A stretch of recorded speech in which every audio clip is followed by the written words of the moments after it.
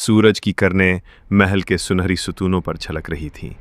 नौरगर का अजीमुश्शान महल एक दास्तान की तरह जगमगा रहा था, जैसे वक्त खुद उसकी दीवारों पर रुक गया हो। बागात में रंग बिरंगे फूल खुले थे, फवारों से पानी की मौसीकी गूंज रही थी, और उन सब के बीच में एक नया चेहरा वारिद हुआ था, ज़ेदान, जिसे घोड़ों की देखभाल के लिए महल में लाया गया था, किसी आम गुलाम जैसा नहीं था। लंबा कद, तेज़ और गहरी आंखें, चेहरे पर एक अजीब सा सुकून और लबो लहजा इतना नर्म, गोया वो महल के आदाब को पहले ही से जानता हो। उसकी हरकत में शराफत थी, उसके लबों पर खामोशी थी, और उसकी शख्सियत में एक ऐसा वक़ार था जो अक्सर महल के नवाबजादों में भी दिखाई न देता। शहज़ादी मेहरबानू, नूरुद्दीन बादशाह की इकलौती औलाद, एक ऐसी हस्ती थी जो अपनी खूबसूरती, गुरूर और ज़िद के लिए मशहूर थी। महल में उसकी हर बात को हुक्म का दर्जा हासिल था। जब पहली बार उसकी निगाह ज़ेदान पर पड़ी, वो लम्हा भर को चूक गई। उसकी आंखों में ना कोई खुशामद थी, न खौफ, न हिर्स। वो नौकर था, मगर नज़र में आन बान थी। मेहरबानू ने दिल ही दिल में फ़ैसला कर लिया कि वो उस ग़ुलाम को अपने करीब करेगी, चाहे जैसे भी हो। रोज़ बरोज़ बहाने बहाने से वो ज़ेदान को महल के अंदर बुलवाने लगी। कभी पर्दे की सफाई का हुक्म देती, कभी लाइब्रेरी से किताब लाने का। ज़ेदान हर काम अदब से करता, मगर नज़रें हमेशा नीची रखता। शहज़ादी को ये खामोशी और इनकार की सी हालत नागवार गुजरती। वो आदी थी कि हर शख्स उसकी तरफ खिंचता चला आए, और ज़ेदान का ये बेनियाज़ी भरा रवैया उसे अंदर ही अंदर खा रहा था। एक रात जब महल की फ़ज़ा में खामोशी का राज था, मेहरबानू ने ज़ेदान को ख़ास कमरे में बुलाया। वहाँ सिर्फ वो थी, हल्की रोशनी, मुश्को अंबर की खुशबू, और शहज़ादी नीम रस्मी लिबास में, जैसे किसी शहज़ादे का इंतज़ार कर रही हो।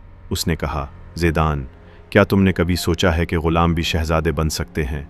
ज़ेदान ने सर झुकाते हुए नरमी से जवाब दिया, बीबी, ग़ुलाम ही होता है, मगर वो अपनी इज़्ज़त बेचने के लिए नहीं आया।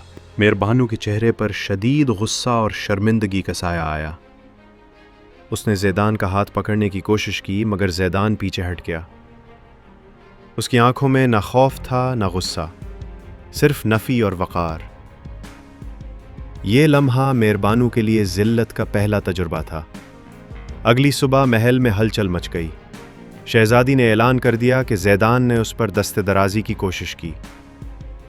बेगम ज़हरा ने रोती हुई बेटी को गले लगाया और बादशाह नूरुद्दीन के पास जा पहुंची। बादशाह के चेहरे पर हैरत और गुस्सा दोनों थे, और ज़ेदान को फ़ौरन कैद में डाल दिया गया।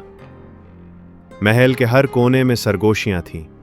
कुछ जानते थे कि ज़ेदान ऐसा नहीं कर सकता, लेकिन कौन बादशाह के खिलाफ ज़ुबान खोलता। हुक्म था कि 3 दिन के अंदर ज़ेदान को सज़ा दे दी जाएगी। आगा शमसुद्दीन, जो बादशाह का ख़ास मुशीर था, उस रात शहज़ादी के पास महल के अकबी बाग में आया। वो बोला, बीबी, आपने जज्बात में आकर एक ऐसा कदम उठाया है जो सल्तनत को कमज़ोर कर देगा।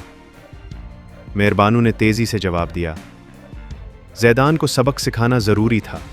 कोई ग़ुलाम शहज़ादी को ठुकरा दे? आगा ने मुस्कुरा कर कहा, अब बात सिर्फ सबक की नहीं, राजा कन्वर सिंह आपके मंगेतर हैं।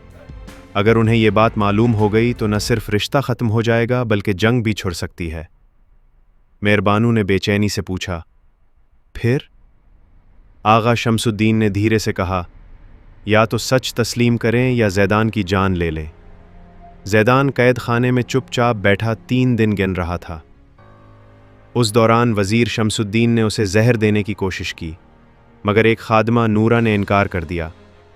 नूरा ज़ेदान की शराफत की गवाह थी। उसने खामोशी से रात के वक्त बादशाह से मुलाकात की और सच सुना दिया। बादशाह नूरुद्दीन का चेहरा सुनकर गुस्से से सुर्ख हो गया। अगली सुबह दरबार सजा। ज़ेदान को कैद की हालत में पेश किया गया। शहज़ादी मेहरबानू सजी सनरी मगर निदामत ज़दा चेहरे के साथ खड़ी थी। नूरा को दरबार में बुलाया गया और उसने सारा वाक़या दोहरा दिया। दरबार में खामोशी छा गई। बादशाह ने बुलंद आवाज़ में कहा, मेहरबानू, तुमने एक मासूम की इज़्ज़त, हमारी सल्तनत की हुर्मत और औरत की अज़मत को दागदार किया। तुम्हारा जुर्म नाकाबिल मुआफ़ी है। मेहरबानू ने रोते हुए कहा, अब्बा हुजूर, मैंने सिर्फ अपने दिल की ख्वाहिश की थी। बादशाह ने ठंडे लहजे में कहा, मगर तुमने किसी की गैरत का खून किया है। तुम्हें कैद तन्हाई में भेज दिया जाता है ताकि तुम्हारे दिल का गुरूर टूट सके। ज़ेदान को इज्जत के साथ रहा कर दिया गया। بادشاہ نے محل کے باہر ایک چھوٹا سا مکان، ایک قطع زمین اور سلطنت کے معزز شہری کا درجہ عطا کیا۔ زیدان نے کبھی اس واقعے پر بات نہ کی۔ وہ اپنی زمین پر دن رات محنت کرتا اور اپنی خاموش دنیا میں جیتا رہا۔ اس نے نہ کسی سے بدلہ لیا، نہ کبھی شہزادی کا ذکر کیا۔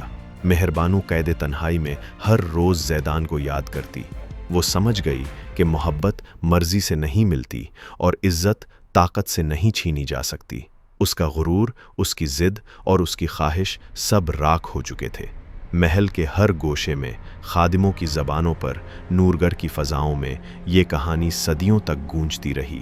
ایک شہزادی، ایک غلام اور ایک سچ جس نے وقت کے تخت کو ہلا کر